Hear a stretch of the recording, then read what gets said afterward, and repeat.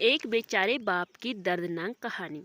2014 का वर्ष था। इराक में दहशतगर्दों ने हाहाकार मचा रखा था। हर दिन लड़ाइयाँ, खून खराबा, बम ब्लास्ट, यह तो आम सी बात हो गई थी। ऐसे ही एक गांव पर दहशतगर्दों ने कब्जा जमा रखा था और वहां पर वे हर दिन कल्लेआम मचाते थे। इसी गांव में आयुब अपने परिवार के साथ रहता था और यह कहानी इसी व्यक्ति की है। आयुब ने अपनी जिंदगी के सबसे भयानक 2 दिन इस दहशती माहौल में देखे तो जो पहले उसने कभी नहीं देखा था। दहशतगर्दों द्वारा आयुब के इलाके में बम फेंका गया बम फेंका गया था। वह उसकी ज़िंदगी का पहला सबसे ख़राब दिन और दूसरा दिन इसी बम हमले की वजह से उसकी बीवी का इंतकाल होना। दहशतगर्दों ने गांव पर कब्जा जमा रखा था, इसीलिए न चाहते हुए भी अपने 2 जुड़वा बेटों के साथ 2 सालों तक आयुब को इसी गांव में रहना पड़ा।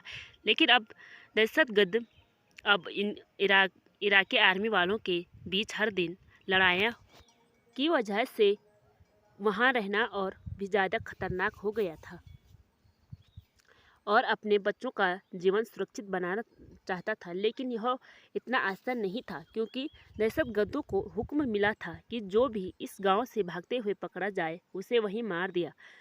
आयुब जानता था कि भागते हुए शायद वह पकड़ा जा सकता है और मारा जा सकता है, लेकिन वह इस बात से भी वाकिफ था कि अगर वह यही रहा तो ज़रूर मारा जाएगा। उसे अपनी जान की कोई फिक्र नहीं थी। फिक्र थी बस उसके 2 जुड़वा बच्चों की, जो अब उसके लिए दुनिया में सब कुछ थी। काफ़ी सोच समझकर, विचार और मंथन के बाद आयुब ने यह योजना बनाई। आयुब ने एक दिन अपने दोस्त से बोलकर नींद की दवाइयाँ मंगा ली। उसने अपने बच्चों के दूध में नींद की दवाई मिलाकर रात को उन्हें दूध पिला दिया और उनके सोने का इंतजार करने लगा। उसका प्लान था कि रात के अंधेरे में चुपके से बिना आवाज़ किए इस गांव से निकलकर सीधा इराकी आर्मी तक पहुंचा जाए। इसीलिए बच्चों को शांत रहना बहुत ज़रूरी था। बच्चों के सो जाने के बाद आयुब ने दोनों बच्चों को अपने कंधों पर लिया और चुपके से दबे पांव गांव से निकलने लगा। लेकिन बदनसीबी है कि उसका साथ छोड़ने का नाम ही नहीं ले रही थी।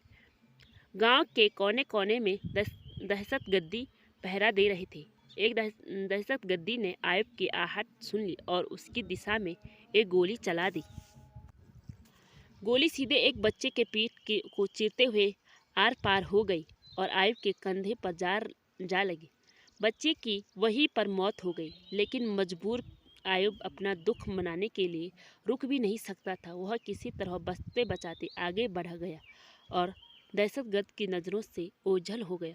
उसके धर्म के नियमों के अनुसार किसी भी व्यक्ति की मृत्यु हो जाती है तो उसे एक निश्चित समय के अनुसार किसी भी व्यक्ति निश्चित अंदर ही जमीन में दफनाना जरूरी होता है। अपने असली दुख और रोती हुई आंखों के साथ आयुब ने अंधेरे में ही जमीन में गड्ढा खोदना चालू किया। जमीन रेतीली थी, इसीलिए वह बड़ी आसानी से गड्ढा खोद पाया। अपने बच्चे को दफन किया और दूसरे बच्चे को लेकर फिर आगे बढ़ गया। थकान से बेहाल और दुख से बेजान आयुब आखिरकार इराकी आर्मी तक पहुंच गया।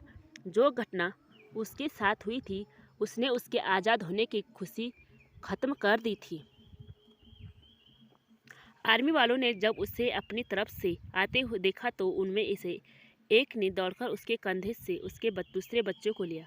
आयुब वहीं पर बैठ गया। आर्मी वालों ने उसे पानी पीने के लिए पानी दिया। आयुब पानी पीने लगा। तब आर्मी लोग वालों की बातें उसके कान पर पड़ी, जिन्हें सुनकर उसके पैरों तले जमीन खिसक गई। आर्मी वाले आपस में बात कर रहे थे, जरूर इस बच्चे के पीठ पर लगे घाव की वजह से इसकी मौत हुई होगी। हो सकता है किसी दहशतगर्द ने पीछे से गोली चलाई। उनकी बातें सुनकर आयुब को रियलाइज हुआ कि उसने कितनी बड़ी गलती कर दी थी। उसने रात के अंधेरे और अपने पहले बच्चे की मौत के गम में अपना शुद्ध बुद्ध खोकर अपने सोते हुए बच्चे को ही मरा समझकर उसने दफन कर दिया। दोस्तों, यह कहानी सुनकर आपके मन में निराशा के भाव आ गए होंगे। ऐसा होना भी बड़ा ही सहज और स्वाभाविक है, लेकिन इतनी दर्द भरी इस कहानी से भी हम एक सीख ले सकते हैं। चाहे जो हो जाए, किसी भी कठिन से कठिन परिस्थिति में भी अपने आप को अपने मन को निश्चित रखना बहुत ज़रूरी होता है। दोस्तों, ऐसी निराशाजनक कहानियाँ बताकर मेरा किसी को दुखी करने का कोई इरादा नहीं था, लेकिन ऐसी कहानियाँ ही हमें सिखाती है कि कैसे इस कठिन जीवन को हर परिस्थिति में जिया जाना चाहिए। दोस्तों, कहानी कैसी लगी कमेंट बॉक्स में कमेंट करके ज़रूर बताना और चैनल को लाइक, सब्सक्राइब एंड शेयर कीजिएगा। धन्यवाद। मिलते हैं नए दिन के साथ, नए सूरज के साथ। तब तक के लिए बाय बाय।